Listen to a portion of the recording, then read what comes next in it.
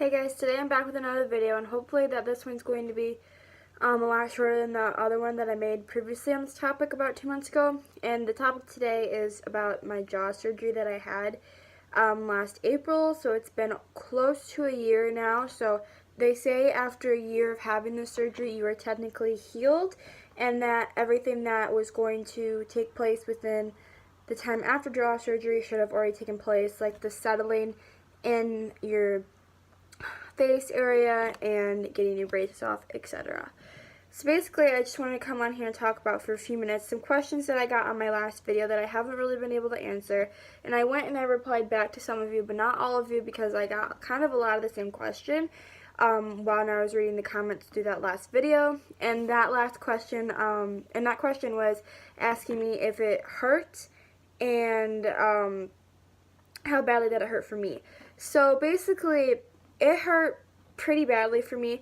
I'm not gonna say this to sound like I'm a tough person or anything like that, but I like to think that I did pretty good throughout the whole entire thing, and that I was pretty strong throughout the entire thing, because a lot of things happened and went wrong that I wish did not happen.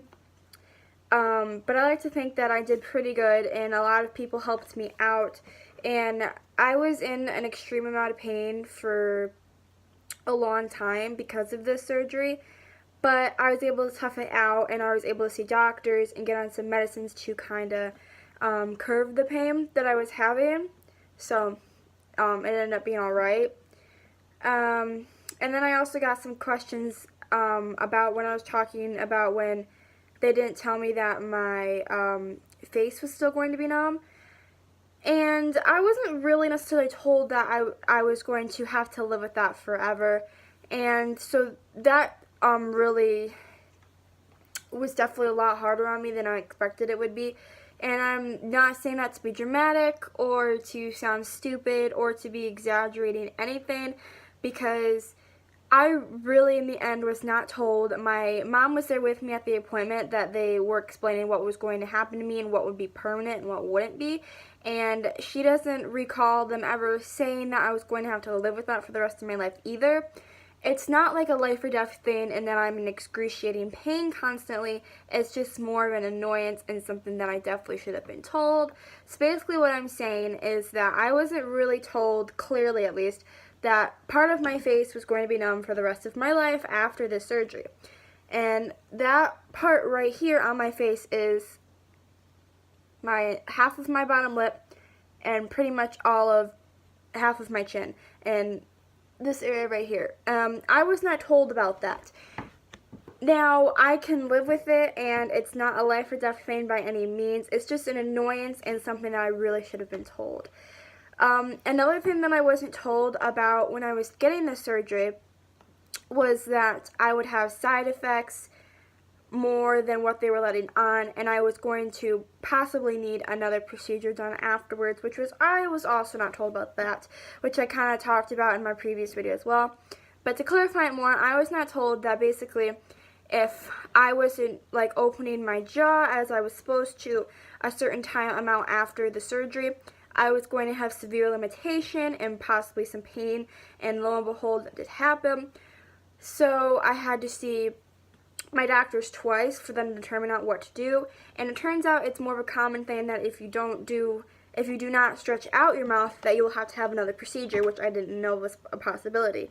So I went in for another procedure back in September, so that was last year of 2017, and I got the procedure done, and basically they put you to sleep so you don't move during it, but basically they just inject a solution through your ears, or not through your ears, right here, and it can help clear up adhesions and blockage and anything that's preventing your mouth from opening the way that it should be. So I got that done, and I was sick for a few days after that because I don't react to medicine well, and I don't react to anesthesia well. That's something that I learned in my first surgery, so I wasn't looking forward to the next one. But basically I had that procedure done, and it didn't really help me at all. And today I'm still struggling with that problem of having a pretty severe limitation as to how far I can open my mouth. once again, it's not like a life or death thing or I'm in serious pain, but it is it's very annoying, and it is very achy and can be painful sometimes. And for that, they just tell you to apply heat and, relax, and sometimes pressure. Anyways, recently I also went to the doctor, I believe in November, because I was having another problem with possibly one of the side effects of my surgery. And that was because my lymph nodes, they're like little balls in your throat and your jaw area. My lymph nodes on this side were extremely swollen, and they were causing me pain, and you could feel them and you could see them a little bit as well when I would put my head far back.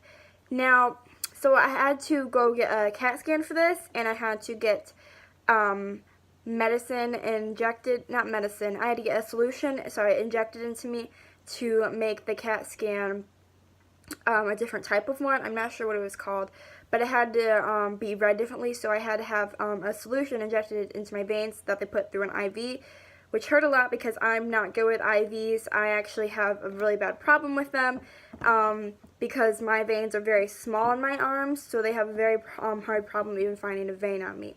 So I was there for about an hour and a half for them to try to find a vein on me, and I ended up coming out with a lot of bandages because they couldn't find a vein for me. So that took a long time, but then they read the CAT scan and they decided that it was my lymph nodes were extremely swollen and inflamed, and it was possibly because of my second surgery that triggered this, because I did not have the problem after my first surgery.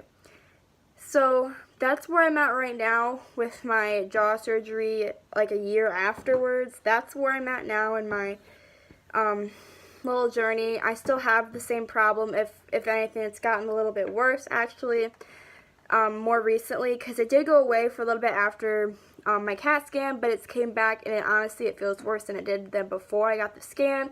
So if any of you guys know what that possibly could be, or if I should be like worried or anything, I don't think I should be worried. I just think I need to be like aware of the problem, and I need to know possibilities how to fix it if it just is a waiting game, or if I need to go see a doctor.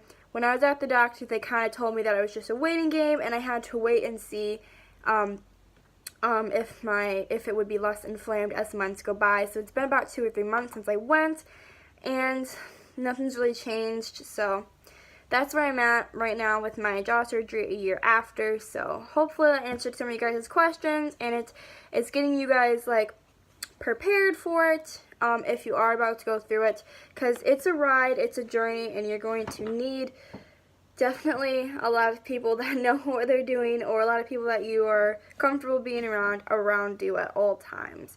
So anyways, hopefully that answered some of you guys' questions, and please, if you have any more, comment down below, and if it's enough, I will make another future video about this. And thank you guys so much for watching. Another quick thing that I did forget to mention to you guys in my my video that I was just talking about, is that you guys know that I love makeup, and it's one of the things that I'm most passionate about. That's why I post on my Instagram constantly, and on here I try to post tutorials as much as possible. But because of my mouth and face being numb, I can't wear certain like lipsticks, and that sounds ridiculous, but if you like are obsessed with makeup like me, it kind of tears your world apart. Like, I cannot, if you guys know what this is, I can't wear matte lipsticks or any liquid lipstick of any kind, because it's excruciating pain when I try to take them off, because all the nerves in my mouth that I can't feel are gone and destroyed. So I just want to let you guys know that if you kind of have the same problem as me, maybe you can relate at that. But anyways, bye guys.